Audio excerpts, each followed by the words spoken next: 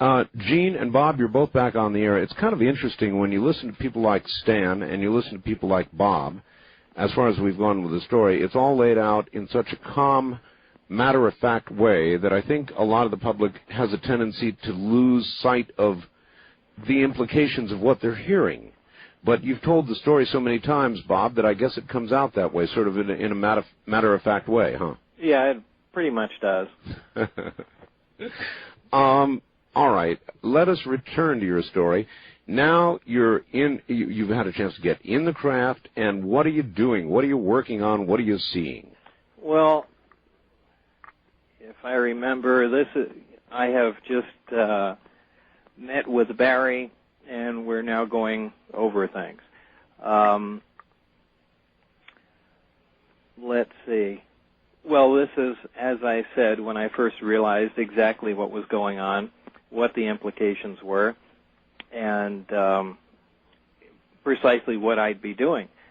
In the room, this is a lab off the main hallway, okay. And in the room is one of the reactors from one of the crafts and one of the amplifiers from one of the crafts also. How big are these? The reactor, I would imagine, is about 2 feet, somewhere between 18 inches, 2 feet, somewhere in that general area. Not really big then? No, not large at all. Yeah, odd-looking thing. Has a bottom plate and then half of a sphere on top of it. The amplifier itself is about 2 feet in diameter, probably 4 feet long, cylindrical shaped, with something that would look like plates on the outside of it, black in color. These are very unusual, and essentially hollow, very, very unusual looking devices.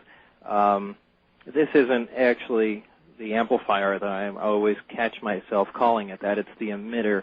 It's the device that is moved on a pivot, and it's where the gravity wave actually is or emanates from. Quite similar to a horn on a microwave system.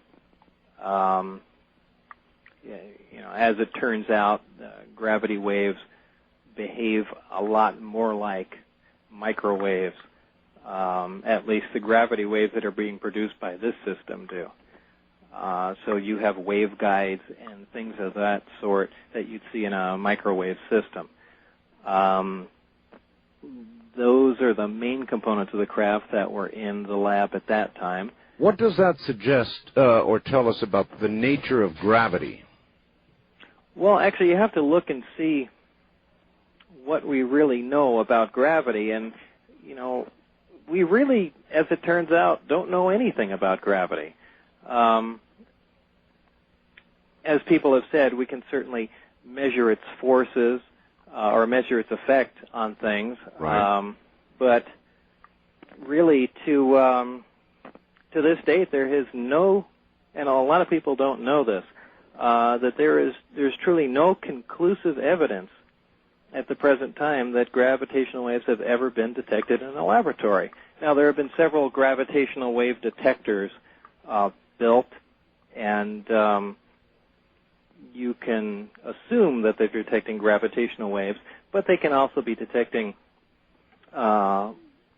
many other energies of, or fluxes of energies from who knows where. So it's something we can hardly measure, something we certainly know the existence of, but we know very, very little about it. It's essentially a big hole, a black hole, if you will, in physics as we know it. Actually, the physicists that I've talked to are not altogether certain whether it's a push or a pull, and I think are pretty sure it's a pull. But in physics today, physics itself is so fluid, yet so many people, either true physicists or armchair physicists or scientists, whoever you run into, really stand their ground on theories, yet most people tend to forget that these are just theories. They are not, these are not facts. This is a topic we know very, very little about. And as I said some time ago, the prominent theory was that there were gravitons, alleged subatomic particles that actually, accounted for the force of gravity. However, people that do bring that up really don't know much about that theory either, because there was never an actual particle called a graviton. The whole concept behind a graviton was that because I'm trying to think of how to put this in layman's terms. They basically wanted to quantify gravity. Maybe I shouldn't get into this yet. All right, you're looking at this thing. When you see it, do you know what it is? What are we talking about? Well, I've already lost myself. Okay. We're looking at the amplifier itself? That's right. That's right. Okay. Well, we'll save this technical discussion for later then. No, basically, I have no idea what I'm looking at. Okay. I had to be led through everything. The first demonstration that was presented to me was the actual operation of the reactor. Now, this in itself is nothing short of a miracle. We're dealing with something extremely small, maybe 2 foot square, maybe 6 inches high, just on outside dimensions. And the power output of something like this is equivalent to a little nuclear power plant. I mean, it's very impressive. Also, the fact that it's not producing any waste heat, which is a violation of the laws of thermodynamics. You bet. Bob, not to interrupt too much, but didn't you say that reactor put out as much power as Hoover Dam? I remember I recorded all the data I had about it, but off the top of my head now, I don't remember the output of the reactor. The lay people like me in the audience, so they can imagine the type of power we're talking about. But it was a huge amount of power coming out of essentially a very small place. What did the demonstration actually entail? I mean, what did you first see? was certainly not the electrical output of it, but it was showing me the gravitational field around the device. Now, the only reason I started going off on a tangent about gravity is because I guess my whole point was that we don't have a machine. There is nothing in existence that can make gravity. I've seen a lot of people, just lay people, telling me stories about how they'll watch a film on NASA and how the astronauts are training and they're in a little chamber and they're floating around and they're, in a weightless environment. They don't realize it's an airplane doing a crash dive. That there is no machine that makes gravity. I mean, at all. Nobody has that. On Earth. On Earth, right. And here was a device that in operation was doing this. To do that, Barry told me, he started the reactor.